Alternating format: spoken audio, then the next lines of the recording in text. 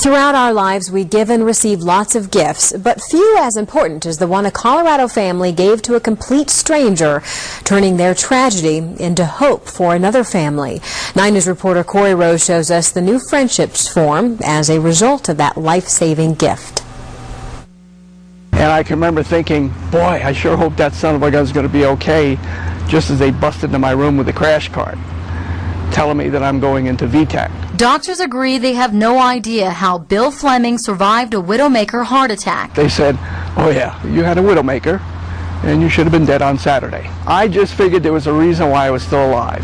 That reasoning gave him the faith that he would get the heart he needed in time. But I received the gift of a new heart on the morning of May 13th, 2010, the day before my 61st birthday. Earlier that same day, just a state away, Larry Janos lost his 23-year-old son Tyler in an accident. He's a good kid, cared about others. And a conversation Tyler and Larry had just before Tyler passed changed everything. Said something to me about, hey, are you an organ donor? I said, well, yeah. And he goes, well, isn't that a little strange? And I just looked at him and said, well, what are you going to do with him? That 1-minute conversation ended up saving the lives of dozens. And they figure somewhere around 100 people could eventually be helped by his donations. Bill is one of those. He got Tyler's heart. Bill wanted to know who saved his life. It was a 6-page letter, and I just wrote from my heart, and that's it. My heart and Tyler's heart, to be quite frank. And after months of letters back and forth, they finally met. It was neat the day that we first met him. I came down and I had the stethoscope, and it's like, dude, we got to try this out. And we did. That was the first of many experiences together. Bill, I, and a kennel full of dogs, and we drove cross country. The big thing was when I met his family. They had a belated Christmas celebration this past January. And it was, you know, it was just hard to explain.